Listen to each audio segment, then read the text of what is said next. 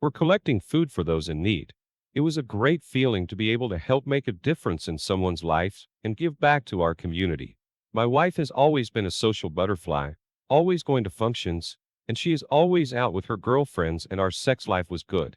We didn't have any issues in that department, but one of my issues with her was she was very flirty with men who were in a position of power. I remember us going to one of her real estate luncheons and she was talking to one of the developers. She was all up in his face. I didn't waste any time after that luncheon and told her how I thought she was a little disrespectful by flirting so much in front of me. She countered by saying she was just networking.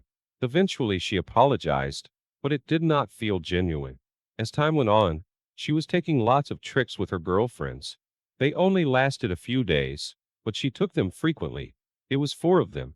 My wife and three other women. Two were married and two were single. Well, that's what she told me. I was always the kind of guy who trusted you 100% until you proved me wrong. And I was the same way with my wife. Well, one day after work, my wife calls me and says she is bringing dinner home and asked me what did I want. But she had me on speakerphone and it sounded like she had two other women in the car. One of the women blurted out, "Hey, are you coming to Miami with us?" I hesitated and asked my wife, who was she talking to? My wife said, "She is talking to you," still perplexed. I said, "No, I will probably be working." When my wife got home, we had a discussion about her going to Miami and not telling me. We got into a heated discussion, and that's when she told me that going to Miami was a last-minute decision, and she was going to tell me, and she didn't expect her friend to blurt it out.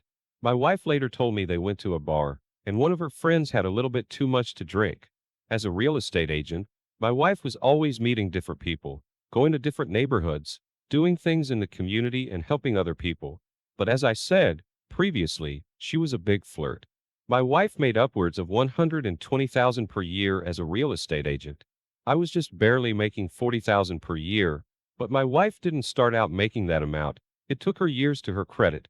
She was hustling a few days before she left for Miami. She spent a lot of money on clothes, which was surprising because her wardrobe was already quite large. Fast forward a few days, and she leaves for Miami. It's only about a 4.5 hour drive from Tampa to Miami. She is supposed to be there for 4 days. On the second day, she was gone.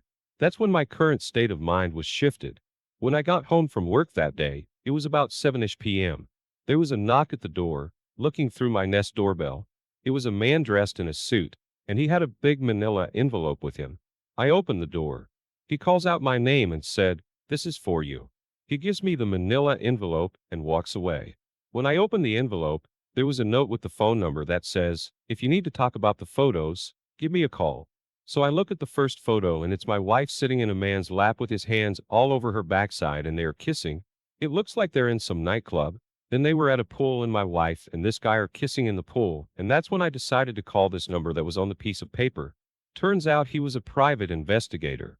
He was following one of the other wives because her husband had suspected she was cheating on him. His client wanted to know about everyone his wife was associated with. I continued looking at the photos and came across 3 more photos where my wife was actually being intimate with this man.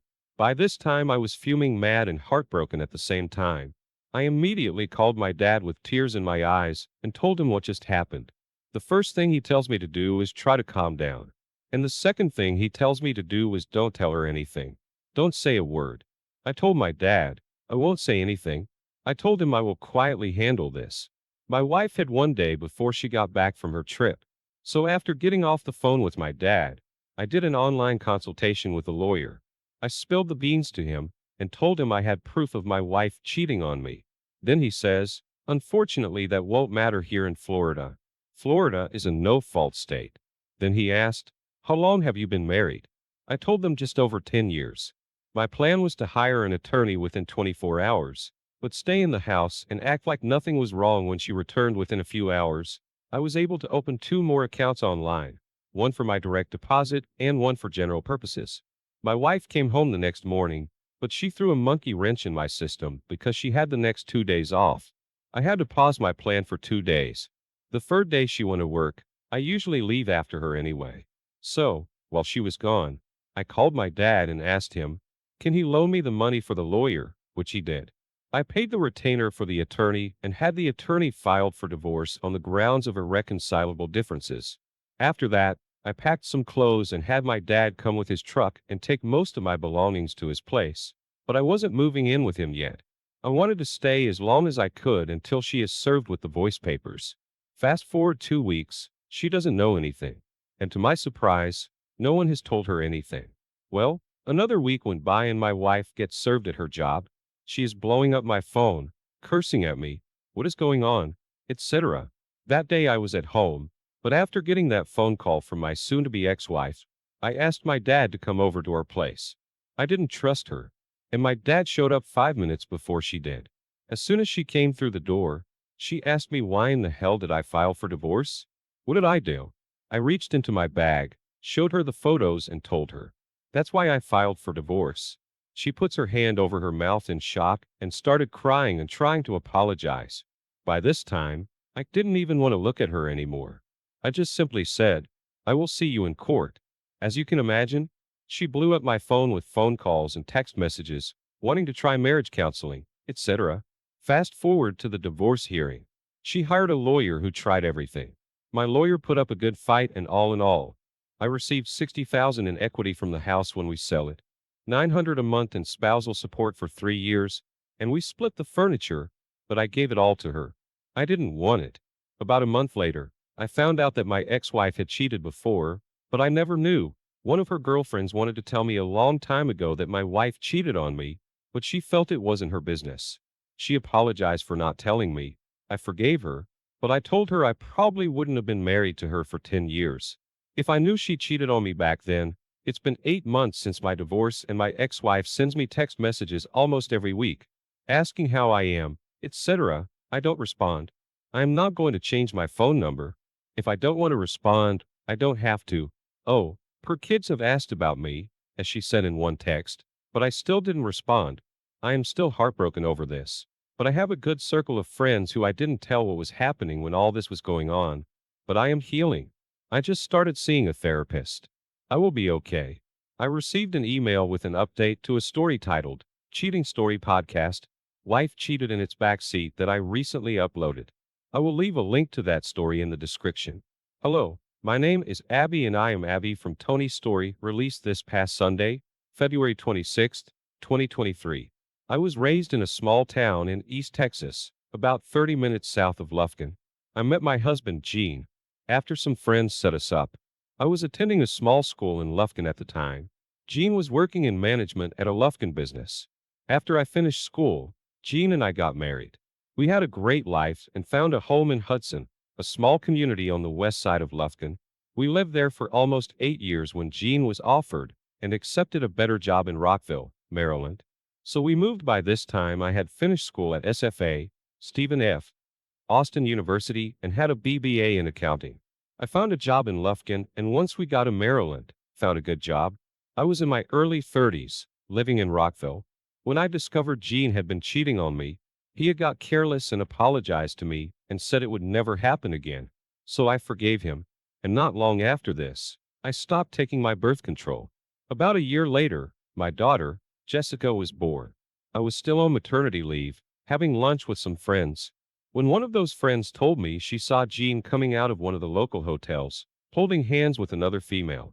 She'd also taken a photo of them that day on her phone and showed it to me. I went that very day and took several $1,000s out of my account at the bank and hired a private investigator. I also spoke to an attorney in Rockville. Within about 2 weeks, I had videos and photos of them. The private investigator did some research and discovered that Gene's AP was married and lived at the address. Some of the photos were taken. I also went to see my OBGYN to see if she could order a STD test for me. She did not, but made a call and I got an appointment with another person that did.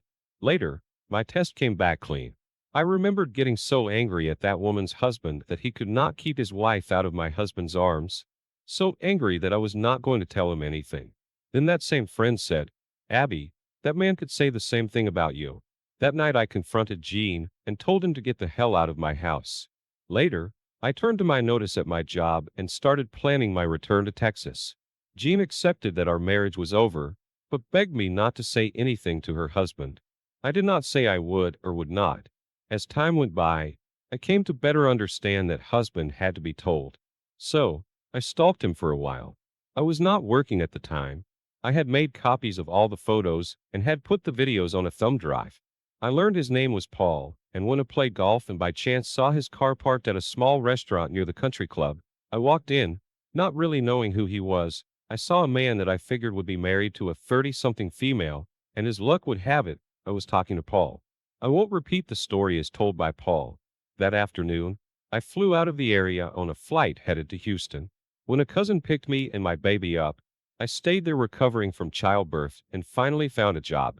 I did not return to the Lufkin area. Then I took some time off to fly back to Maryland so I could meet with my attorney and go over the hearing. Gene did not fight me. After the hearing, I got called some names by him for bussing up his AP's marriage. I let it go. I then called Paul and told him about the outcome. I then flew back to Houston and to this day have never returned to Maryland. We did sell the house and Gene sent me half of the house money from the sale. I used that money to buy the house I am living in today. I still stay in contact with Paul. Gene, for the most part, won't come to visit his daughter.